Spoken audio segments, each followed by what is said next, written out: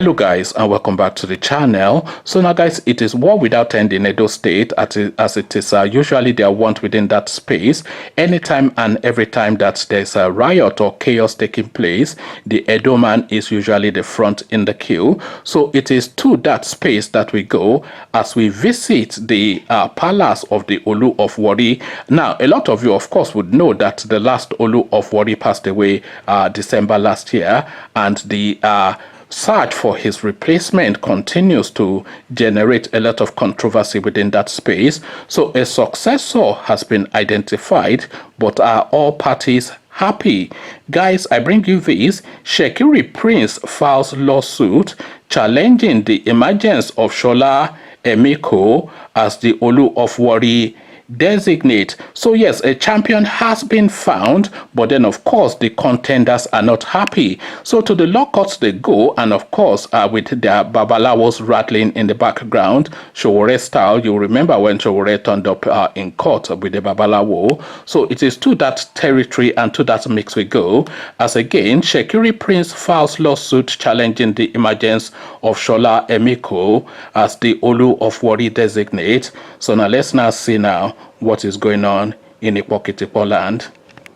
And Shekiri Prince Harrison Jala has filed a lawsuit before the Delta High Court challenging the emergence of Shola Emiko as the Olu of Warri designate. On April the 4th, Emiko, son of the 19th Olu of Warri, Ogeme Atawutse II, was announced the Olu of Warri designate after the death of the 20th Olu of Warri was announced.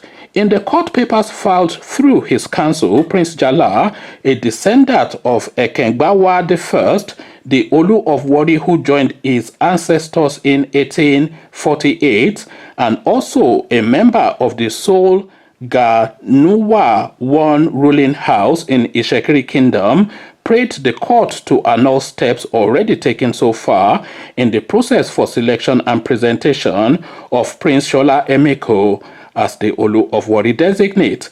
In his lawsuit, he listed Prince Emmanuel Okotiebo, Chief Ayiri Amami, the Ologbusheri of Warri Kingdom, Prince Emiko, Prince Shola Emiko, Governor Ifeanyi Okowa, the State Attorney General, and the State Executive Council as defendants. Prince Jala argued that as a member of the Olu's company, Otolus, he is qualified to be the Olu of Warri and has indicated his interest to participate in the selection process.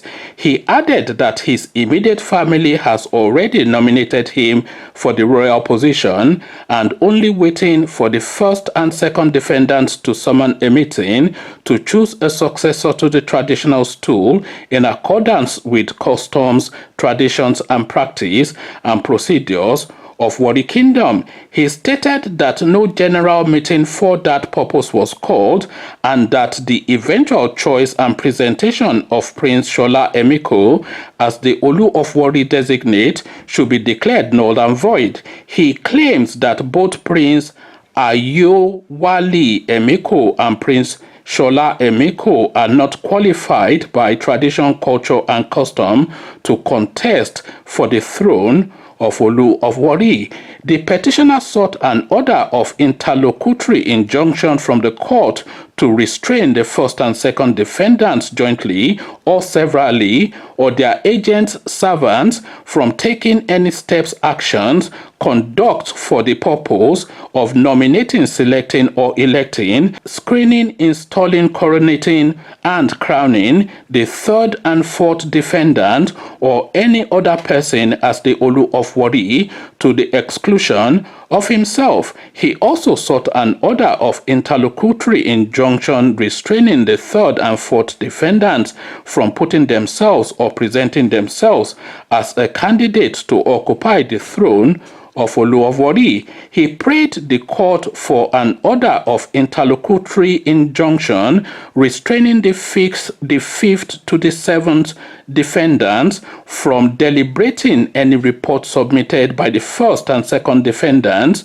relating to the choice of a candidate to occupy the throne of Olu of Warri, pending the determination of his substantive lawsuit. So there you have it, ladies and gentlemen. The battle for the Warri stool continues apace. The Ooni of Ife, of course, did try to intercede to supervise the selection of the Olu of Warri, because, of course, as you know, Warri is part of the Oduduwa empire, is part of the Oduduwa family. So Warri, in effect, is an outpost really of Yoruba land, and the Ooni of Ife, of course, did try to intercede as their father to guide the selection of the Olu of Warri. And I think that this guy now that has now been selected as the Olu Designate would have been the Ooni's choice as well.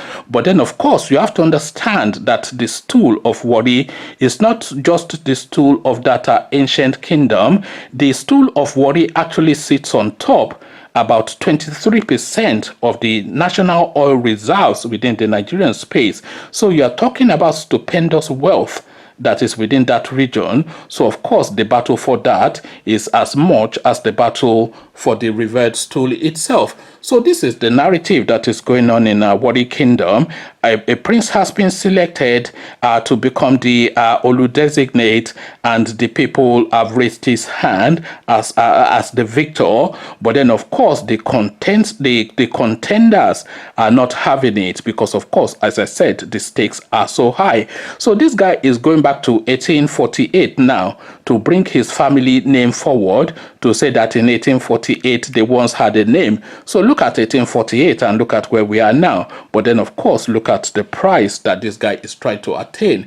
Money, of course, is what underpins this, and money, of course, is what will solve this. So this guy, no doubt, is seeking a payout or some some relevance of some form, and I'm sure this will be settled with the usual midnight movements of dollar bags as matters are settled within the Nigerian space. So the Olu of Warri now in contention again. That space now is now being heavily fought over.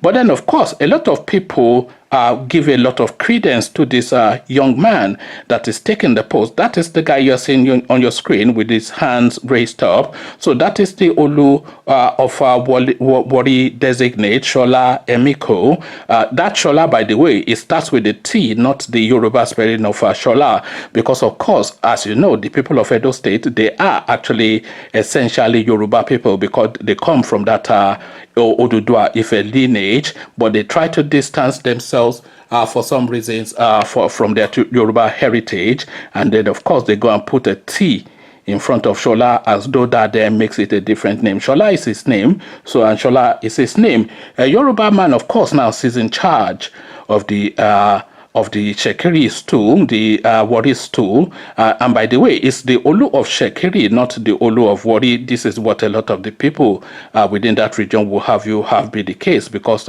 they frown at the name Warri because they see it as sort of like a colonial mispronunciation of their ancestrals too. But whatever the pronunciation is and however it plays out, the intrigues and the palace coups that usually go on within this sort of like goings on are going on now in this particular instance. King Designate has been selected, but then, of course, due process according to the person contending it has not been observed. Are you from that region? What are your thoughts? Come share them with me in the comment section. But before you come into the comment section to engage, click on the red subscribe button so it turns gray. The bell button notifies you every time I drop a new video. Click on like as well, because that helps with the YouTube algorithm. Once you've done all the clickings, come tell me in the comment section. Come tell me what you're making of what is going on in Warri. So I'll leave you here. Carry this conversation on with you in the comment section, but here I say peace.